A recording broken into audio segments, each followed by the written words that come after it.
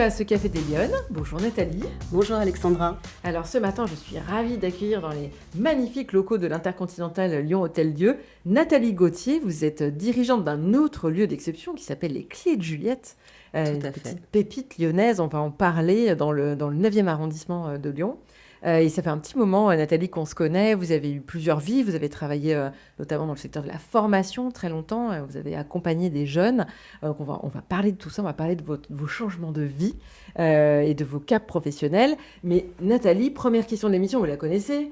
Est-ce que vous êtes une femme engagée? Et ça veut dire quoi pour vous, l'engagement ? Alors moi, je pense que l'engagement, c'est pas forcément être une militante au sens traditionnel du mot, c'est une manière d'habiter le monde. Donc c'est une façon d'ouvrir sa porte, de prendre la parole, d'avoir des convictions. Et moi, je pense, à travers, entre autres, les Clés de Juliette, oui, être une femme engagée. On ouvre notre porte, on accueille des associations, on accueille des artistes pour qu'ils puissent présenter leur travail. Et puis, on donne aussi une chance à des talents parmi l'équipe, des talents déjà confirmés, des jeunes talents en devenir. Et puis, avec une partie alternance. Vous le disiez, Alexandra, j'ai travaillé longtemps dans le monde de la formation. Donc, c'est ça aussi, être engagé, c'est essayer d'accompagner au mieux la jeunesse. Oui, c'est une jolie définition, que dire, c'est un engagement envers le monde. Mais en fait, vous êtes engagé dans plein de choses, parce qu'il y a votre activité, on va dire, aux Clés de Juliette, mais finalement, au travers des Clés de Juliette, et même au-delà, vous êtes impliqué dans des tas d'associations, vous avez des mandats, vous êtes... ça sert à quoi de faire tout ça ? Alors, ça sert à servir. Ça, c'est important. À chaque fois qu'on peut être utile quelque part, je pense qu'on ne peut pas dire non. Bien au contraire, ça sert aussi à se faire plaisir. C'est important. C'est même au centre souvent de mes décisions. Alors oui, j'ai quelques mandats. Je fais aussi partie de différentes associations. Et comme je disais juste avant, on a l'habitude aux Clés de Juliette de proposer à des organisations multiples et variées, au-delà de l'événementiel que l'on organise pour nos clients, puisque c'est quand même le cœur de l'activité. Donc on les accueille de façon gracieuse pour leur permettre aussi d'avoir un espace de parole. Et c'est important, ça fait partie, oui, de ma vie. Donc là, vous êtes plongé aujourd'hui dans l'événementiel et puis dans le multiculturel, parce qu'effectivement, vous faites de l'économie, de la culture, du réseau, de la mise en réseau, etc. Vous êtes un peu en plein dans l'écosystème lyonnais, on va dire. Vous avez longuement travaillé dans le domaine de la formation. On va en parler tout à l'heure. Mais moi, j'avais envie de vous demander quel est votre regard aujourd'hui sur la place des femmes dans la société ? Vous trouvez qu'on en est où ? Est-ce que, de votre point de vue, de ce que vous observez dans votre milieu professionnel ou personnel, est-ce que cette place des femmes aujourd'hui en France, elle est suffisamment avancée ? Elle est en retrait ? On en est où selon vous ? Alors, elle l'est jamais assez. Alors, moi, c'est vrai que j'ai eu un parcours terriblement gâté.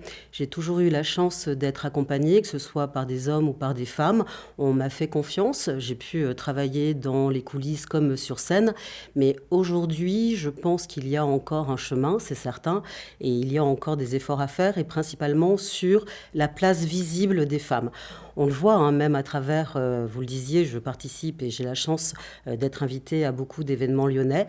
Parfois, les prises de parole sont assez masculines et on a tendance à oublier les femmes lorsqu'on est sur des prises de parole importantes et centrales. Donc je pense qu'il faut continuer à faire attention, mais sur différents terrains, que ce soit au niveau évidemment de l'entreprise, qui est un terrain de jeu formidable pour mettre en lumière les femmes, mais aussi à travers l'éducation. C'est aussi un point qui est important pour moi, pour dire aux femmes qu'elles ont les mêmes capacités que les hommes. Alors justement, l'éducation, on va en parler tout à l'heure sur votre parcours, parce que vous avez occupé des postes de direction dans le milieu de la formation. Oui.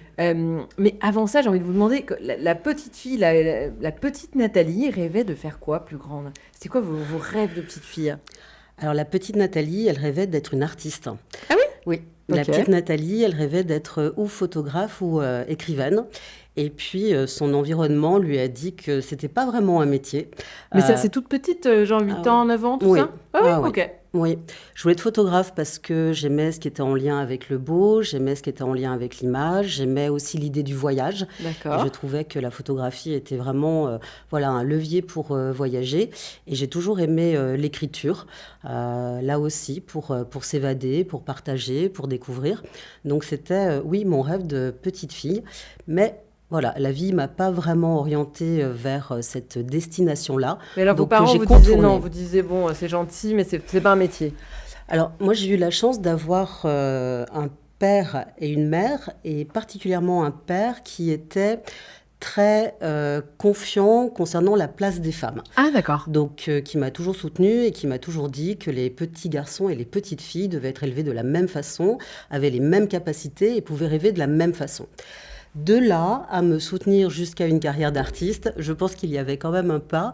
Et puis, tout simplement, voilà, j'ai eu la chance de faire différentes activités, danse, musique, et il n'y a pas eu un talent en particulier, on va dire, qui est ressorti de tout ça. Par contre, j'ai toujours aimé écrire, comme je vous le disais, et j'ai trouvé un métier qui pouvait rassembler et la créativité, et le sujet de l'imagination, et le sujet de la relation aux autres, qui est très importante pour moi, c'est la communication.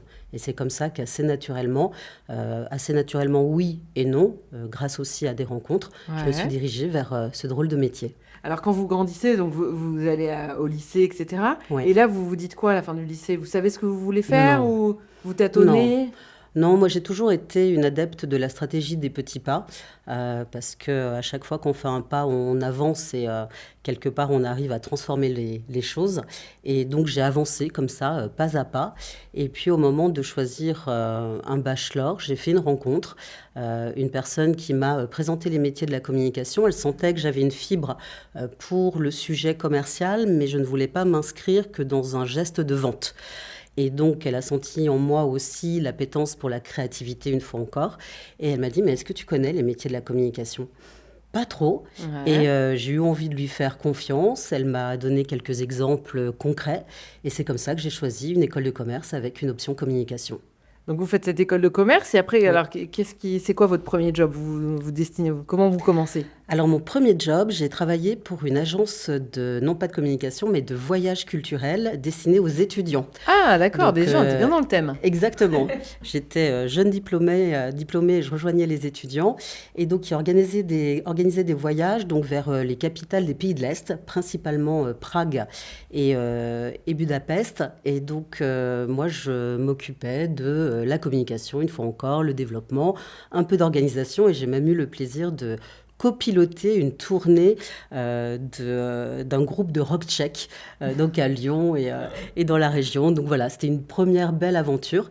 Et puis après, j'ai rejoint un opérateur assez important à Lyon de tout ce qui est en lien avec la résidence étudiante, où là Ouais. aussi, j'ai pu aborder le sujet du développement, de la promotion et de la communication, avant de rejoindre un grand groupe d'enseignement supérieur privé. Et alors, comment le pont se fait avec le groupe d'enseignement privé? Comment vous arrivez à faire ça? Tout simplement par une amie qui me dit que la chargée de communication de l'école principale de ce groupe va être en congé mat, qu'il faut peut-être candidater, que ça peut être intéressant. Je me présente, je suis retenue et je me dis par contre, ça ne peut durer que le temps de remplacement Ouais. parce que j'ai eu l'occasion de partir à l'étranger, j'ai eu l'occasion voilà, de voyager, j'avais d'autres envies et puis le sujet, malgré tout, de l'art, d'avoir peut-être une galerie d'art un jour, me trottait dans la tête. Et bah, de fil en aiguille, j'y suis restée 20 ans. Donc je Ah ne suis oui. pas partie Ouais. bien loin. Par contre, j'ai évolué beaucoup dans cette structure. J'ai pris la direction de la communication et du développement, côté B2C et B2B. C'est comme Ouais. ça que j'ai découvert aussi le monde de l'entreprise, hein, qui D'accord. est quand même un univers assez incroyable.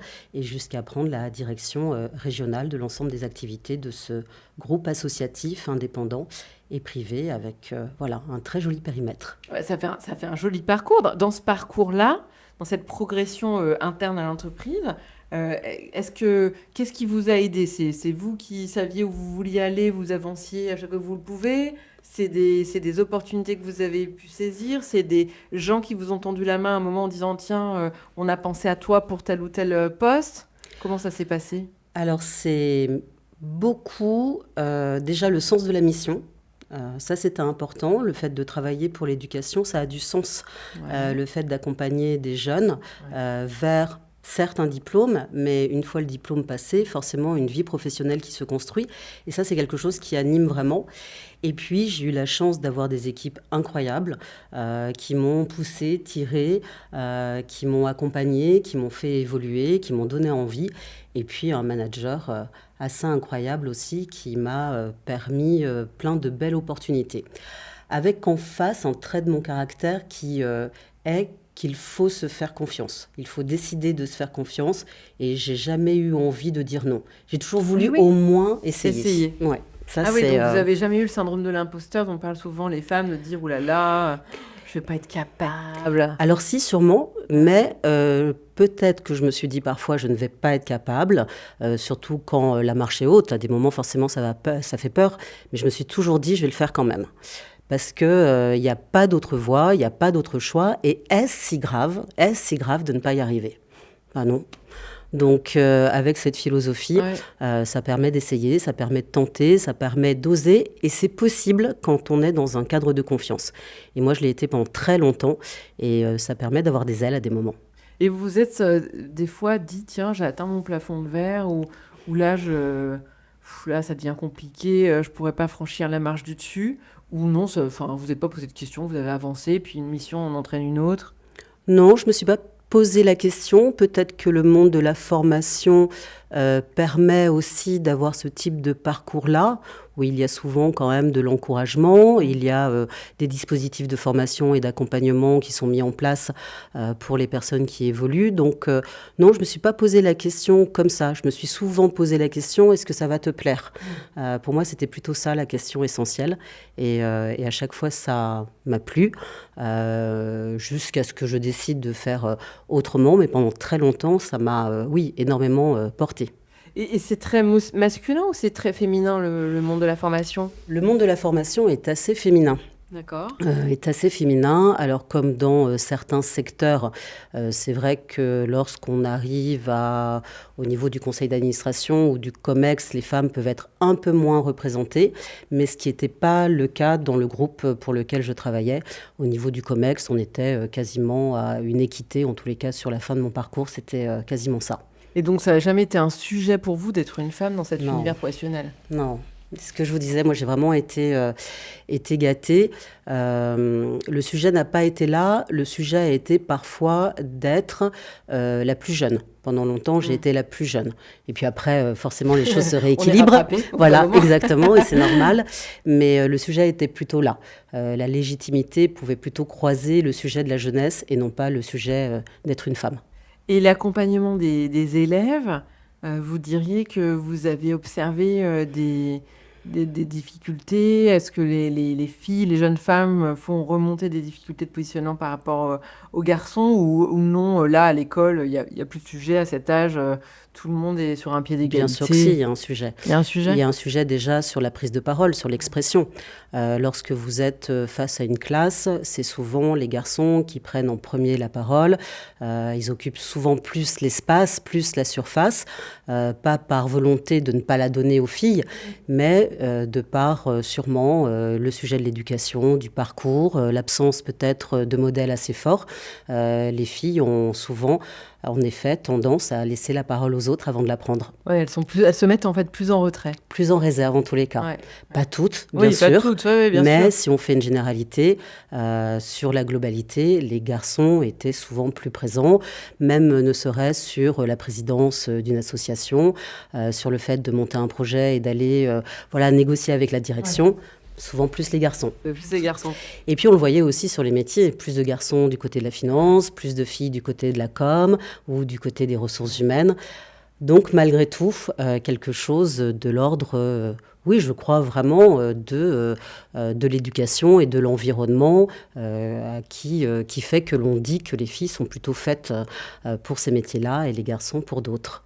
Donc là, vous passez 20 ans de votre carrière professionnelle en rentrant comme chargée de communication jusqu'à carrément piloter en tout cas la direction régionale de l'école. Tout à fait, du groupe, oui. Et donc là, à un moment, vous dites, tiens, j'en ai marre, j'ai fait le tour. Oui, ma boussole n'était plus sur le bon nord, c'était plus le bon sens. Donc j'ai eu envie de partir et puis j'ai eu une super belle opportunité de rejoindre un projet incroyable, les Clés de Juliette. Mais qui a rien à voir avec cet Rien à voir. univers. Non, je suis passée d'un périmètre, parce que j'ai eu aussi des fonctions nationales de plus de 500 personnes à une équipe de 5. Donc Oui, c'est ça. oui, Et mais puis vous étiez dans un écosystème spécifique, la formation professionnelle, enfin la formation je sais pas comment on dit, mais des jeunes adultes ou oui. c'est Enfin, c'est pas que des jeunes adultes, hein, du post-bac jusqu'aux adultes voilà. confirmés. Je veux dire, c'est pas des petits, quoi, c'est pas Oui, des enfants, mais du coup, vous étiez aussi engagé dans tout cet écosystème qui a trait à la formation, lié à l'emploi, etc. Donc, vous étiez vraiment très impliqué. oui. C'est quoi le moteur? Qu'est-ce que vous vous dites?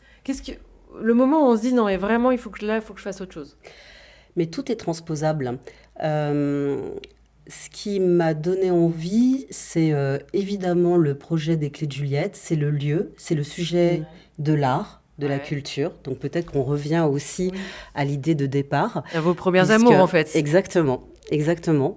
Parce que même si, évidemment, donc, cette maison, cet hôtel particulier est d'abord destiné à des entreprises qui organisent chez nous des événements, des repas d'affaires, mais on l'a fait vivre, on l'a fait rayonner à travers aussi toute une programmation culturelle et artistique. Donc on va ouvrir la porte à des peintres, à des sculpteurs, on va ouvrir la porte à des écrivains. On a eu la chance quand même d'avoir Christine Ockrent qui est venue présenter son dernier livre chez nous. C'est quand même des moments incroyables. Alors j'ai vécu plein de moments incroyables dans mon ancienne carrière, mais celui-ci a cette dimension de créativité et de rêve qui est vraiment centrale. On se dit souvent avec l'équipe qu'on est là pour faire du sur-mesure et puis essayer de faire en sorte que les rêves de nos clients prennent vie. Et ça, vraiment, ça me motivait. Oui, il faut expliquer pour les gens qui ne connaîtraient pas encore les Clés de Juliette, Ouais. qui peuvent aller d'ailleurs vous voir. C'est Bien dans le sûr, 9e Lyon arrondissement de 9e. Lyon. C'est vraiment, c'est une petite maison comme un écrin en fait, et c'est l'ancien hôtel particulier de Juliette Récamier. Exactement. Alors nous, on aime bien raconter des histoires aux Clés de Juliette et la légende dit que son époux lui a offert cet hôtel particulier en cadeau de mariage. Et donc, c'est une maison que... Sympa. C'était une autre époque. C'était une autre époque. Et donc, cette maison est devenue les Clés de Juliette en 2021 et elle a été transformée au fur et à mesure pour y amener beaucoup plus de confort, mais tout en gardant l'âme de la maison. Et ça, c'était vraiment un point central. Et c'est devenu une maison d'expression pour les entreprises. Hein. C'est voilà, sa phrase d'accompagnement, son slogan, parce que les entreprises peuvent s'exprimer à travers le travail, mais peuvent aussi s'exprimer à travers différentes sources d'inspiration.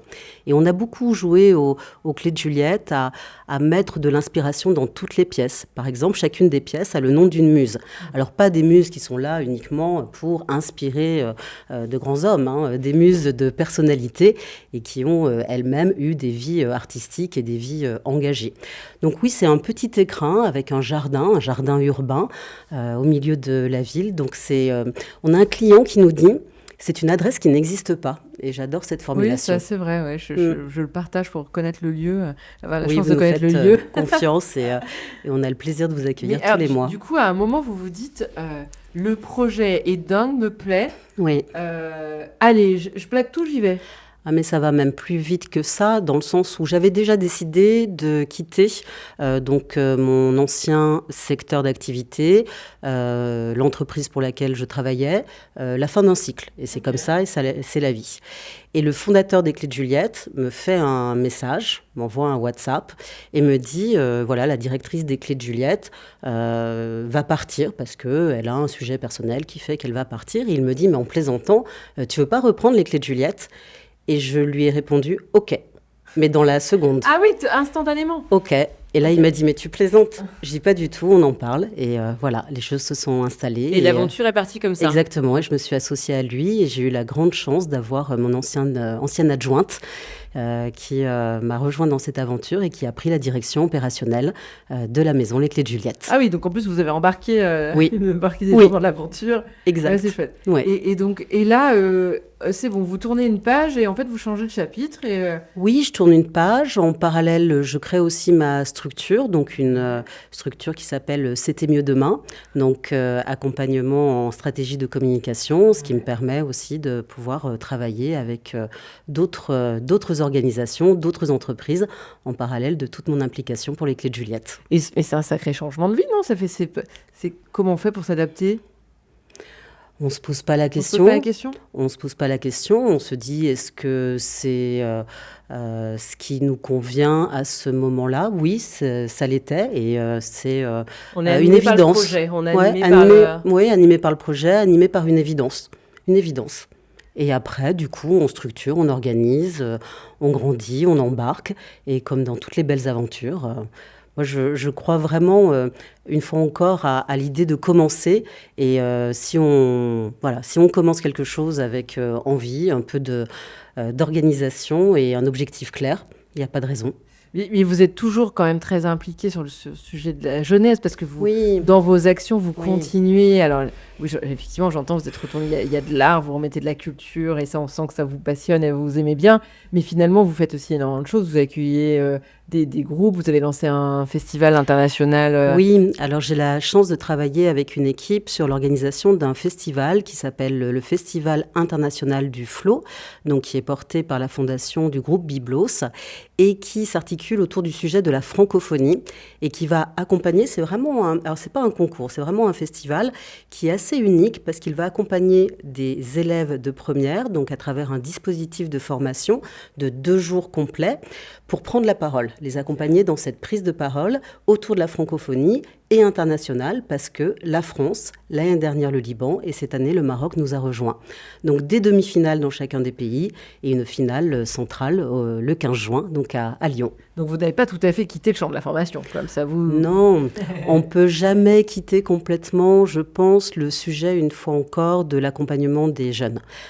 C'est quelque chose qui est très satisfaisant, qui permet aussi de donner. Moi, j'ai beaucoup reçu, donc à un moment, je pense que c'est important de donner. Et puis, ce sont des événements qui sont incroyablement émouvants. Ça donne la chair de poule de les voir s'exprimer sur scène et de s'exprimer sur des sujets de société très forts. Y a-t-il des frontières? Est-ce que l'égalité existe vraiment? Un qui va dire que oui, un qui va dire que non. Chacun à son tour, expliquer ses convictions, son implication, avec une posture, avec une expression aussi du corps, quelque chose qui vibre. Et c'est, oui, un très, très, très bel événement. Qu'est-ce que vous auriez envie de donner comme conseil aux femmes qui nous écoutent et qui se disent, qui s'interrogent, parce que c'est vrai qu'aujourd'hui on en parle beaucoup plus qu'avant, mais qui ont des vrais questionnements autour de changer de vie, parce qu'il ne faut pas faire n'importe quoi, c'est toujours compliqué. Des fois, enfin faire la différence entre ses aspirations profondes et puis le champ des possibles. Des fois, il y a un monde. C'est pas toujours c'est pas toujours possible. Non, c'est pas toujours possible. Et moi, j'ai eu la chance de vivre une aventure, voilà, qui s'est très bien passée et qui continue à se passer de façon incroyablement magique. Mais c'est pas le cas évidemment pour tout le monde. Je pense que Non, puis ce c'est qui une est prise de important, risque. oui, c'est une prise de risque. C'est une prise de risque, mesurée malgré tout, mais une prise de risque. Je pense que ce qui est important, c'est d'avoir le bon entourage. Ça, c'est toujours primordial. Le bon entourage au niveau personnel et le bon entourage au niveau professionnel. Parce que le risque est toujours moins important si on est bien accompagné, s'il y a de la confiance, s'il y a de la transparence. Tout de suite, les choses sont plus simples. Et ça, pour moi, c'est un des points les plus importants. Moi, j'ai vraiment, une fois encore, eu la chance d'avoir un très beau réseau. Il y a un magnifique réseau à Lyon et plein de gens qui donnent du temps. Donc, à chaque fois que j'ai eu une opportunité, en intrapreneuriat ou en entrepreneuriat, j'ai toujours eu un temps d'échange avec voilà, des professionnels, des dirigeantes, des dirigeants qui sont parfois même devenus des amis. Et ça, c'est primordial. Ouais, d'avoir puis des gens bienveillants, c'est-à-dire qui ont un regard un peu objectif, un Oui. peu plus neutre sur vous. Oui, qui vous connaissent bien, un regard objectif, et puis qui savent aussi vous mettre au défi. Parce que l'idée, c'est pas qu'on aille uniquement dans Et non. votre sens. Ouais. C'est qu'on puisse vous dire, là, t'es capable, là, ça va pas être facile, là, je sais que ça va pas te plaire, fais attention. Donc ça, c'est, pour moi, c'est la clé. Ne pas hésiter à aller taper à des portes pour Oui. poser des questions, demander des conseils. Plein de personnes sont à l'écoute de ces sollicitations-là.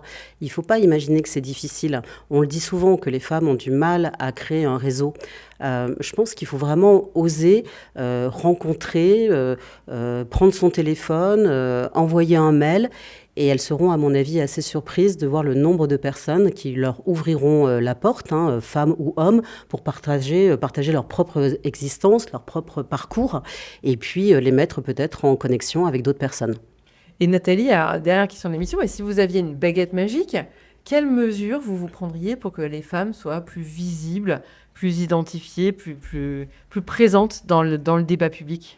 Alors sûrement parce que je baigne dans ce festival là, depuis le mois de septembre, c'est une longue préparation, je dirais à travers l'éducation des petites filles sur la prise de parole. Des petites. Là aussi, on le voit, souvent, les enfants ont du mal à s'exprimer, pas tous, mais ça peut être une crainte, et les petites filles plus que les petits garçons. Donc pour moi, ça passe par l'expression orale, et puis aussi l'expression par l'écriture. Que ce soit dit ou écrit, le fait d'afficher ses convictions, d'être accompagné pour pouvoir les porter de façon haute, de façon fière, de façon assumée, je pense que c'est peut-être pas une baguette magique parfaite, mais ça peut aider. Ça peut avancer. Ça peut permettre de passer des coulisses à la scène. Très bien, on va rester sur cette belle phrase de conclusion. Merci beaucoup Nathalie, merci d'être venue partager avec nous ce Café des Lianes ce matin. J'espère que ça vous aura plu. Et moi, je vous donne rendez-vous la semaine prochaine pour un prochain Café des Lianes. Bonne semaine. À bientôt.